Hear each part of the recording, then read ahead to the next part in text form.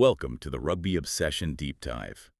Today we're really digging into a moment of crisis management in elite sport. How a pretty controversial red card didn't break the Springboks, but actually led to this masterclass in tactical resilience. Yeah, it kind of cemented the unbreakable tag they have, didn't it? That 32-17 win over France. It was already a massive test match, huge pressure. But the defining moment maybe wasn't a try, it was Lood de Jager getting sent off. Exactly. So our mission here is to unpack Rassie Erasmus's thinking, his post-match analysis of that exact moment, and the strategic genius that followed. We want to get to the core of why this team is so good at turning a disadvantage, a really big one, into fuel. And if understanding this kind of high-level thinking, both psychological and tactical, is your thing, you should definitely hit subscribe right now to the Rugby Obsession feed. We drop analysis like this straight to you every week. Okay, let's set the scene. All right, jump into the crucible moment, the initial crisis. South Africa, they're holding this tiny lead, 14-13. It's the 39th minute, just before halftime. Almost there. And then, bam, Lood de Jager gets shown a red card. Yeah. And it was a really contentious call. De Jager makes contact shoulder to head with Thomas Ramos, the French fullback.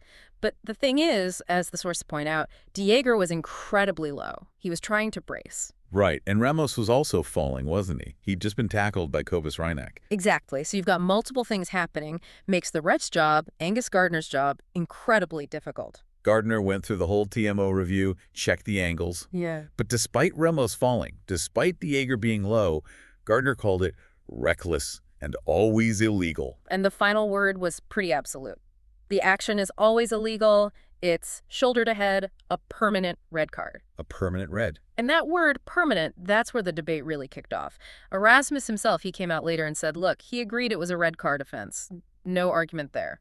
But he questioned the severity. Was it a permanent red? Or should it maybe have been one of those 20-minute reds? Under the trial rules where after 20 minutes you can bring on a substitute. Mitigates the impact a bit. But Gardner ruled permanent. So De Jager's gone for the whole game. That's huge for the tight five. Massive. And it wasn't just Rassie thinking this. Schalkberger, Springbok legend, he also expressed confusion, felt the full red was maybe too harsh given Ramos was dropping height. Mitigating factors, yeah. But look, the decision stood. End result. The Bronx have to play the entire second half, basically level on the scoreboard but down on momentum, with only 14 men. That's a huge test. So the decision's made, it's final. What happens in those crucial seconds, minutes in the changing room at halftime? Well, this is where you see that Erasmus philosophy really kick in. Oh. This brings us to that second, maybe more interesting part, the mindset of acceptance. Okay, let's unpack this. Rassie summed it up, didn't he? He did. Just one sentence. We've learned to accept decisions. Sounds simple, maybe a bit like coach speak. Yeah, a bit of a platitude. Like, were they really accepting it or just like a brave face on? You could see the frustration on the field. I think it's genuine, actually, because it's something they've actively worked on. Erasmus mentioned they used to dwell on calls like that, for 10, 15 minutes sometimes. Right, lose focus. Totally. So since 2018, they've hammered home this idea that dwelling on something like that just gets you nowhere. It wastes energy.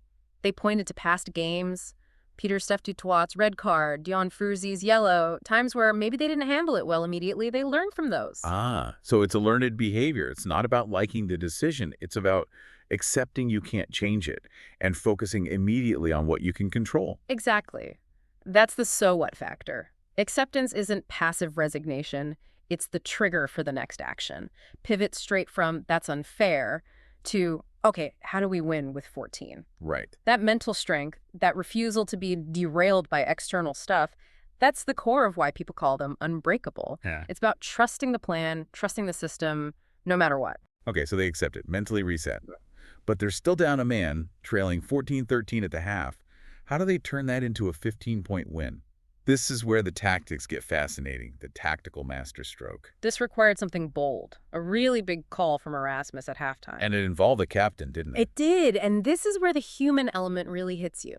Kolisi, captain, playing his 100th test match, a huge personal milestone. Incredible moment for him. And he's the one substituted off at halftime. Wow.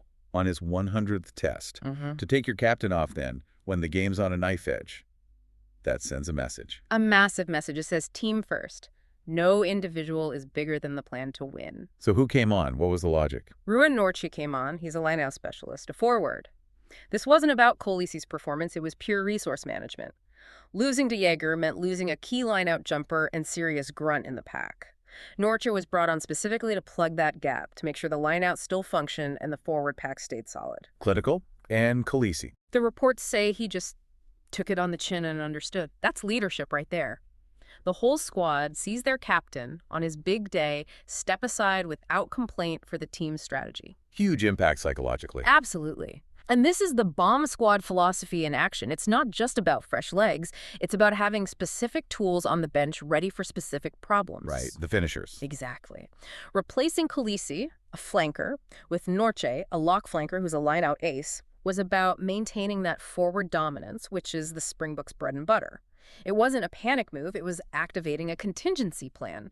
So they sacrificed maybe some emotional momentum, Kolisi's presence, for pure technical stability in the pack. They did. And that stability paid off. It let them dominate the physical battles, especially later in the game. They blew France away in that final quarter, didn't they? Scored 3 tries. Proved the substitution, however tough, was the right call. Absolutely justified by the result. But it wasn't just about Kolisi and Norchi, was it? Yeah. This was framed as a total 23-man effort. Definitely. Erasmus made sure to mention other shifts, too.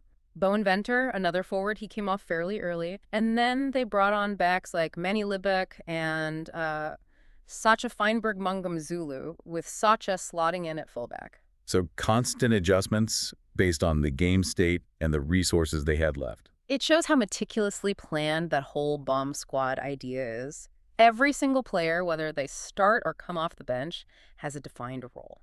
And Erasmus himself, he didn't really take the credit, did he? No, quite the opposite. He said he took very little credit, emphasizing it came from the players understanding that it's a 23-man effort. He talked about that split role, didn't he? Yeah, he put it nicely.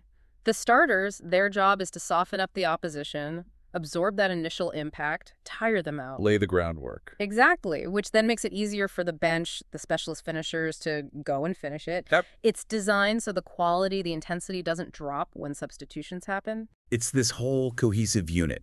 Starters, bench, even the captain getting subbed, everyone buys in. It's not just Rassie's brain. It's the collective execution. That loyalty, that willingness to sacrifice for the tactical plan, it really is something else. It is, and we're really interested in what stands out to you listening to this. What do you make of that level of team discipline and tactical sacrifice? Let us know your thoughts. And hey, remember to subscribe to the Rugby Obsession feed if you haven't already. So when you pull it all together, what's the big takeaway? I think ultimately this deep dive shows the Springboks' unbreakable reputation isn't just about raw talent or physicality. It's deeply rooted in this disciplined, incredibly resilient, and adaptive mindset. They faced a massive setback that red card could easily have derailed them. Oh, easily. But instead, they used it. They turned it into motivation, executed a clinical tactical shift, all thanks to that immediate acceptance and sticking to the plan. They managed the chaos by defaulting to their system. Yeah, it really makes you think. If knowledge is most valuable when you actually apply it, how does that apply outside of rugby? Think about it. When something crucial gets taken away unexpectedly, like that key player, that resource in your own life or work, what's the instinct? Panic. Try to find a quick fix. Maybe. Or do you do what they did? Accept the loss immediately. Figure out the next best specialized option you have available, like Norcher for the Jager, and pivot without ego, without wasting time. That ability to instantly reallocate resources under pressure, maybe that's the biggest lesson here. That's a great thought to leave people with. That definitely wraps up this incredible dive into Springbok resilience and tactical thinking. If you enjoyed unpacking these insights with us, please don't forget to subscribe to Rugby Obsession wherever you get your content. You won't miss our next deep dive. Thanks for tuning in. Thank you for listening to the Rugby Obsession Deep Dive, and we will look forward to you listening to our next episode.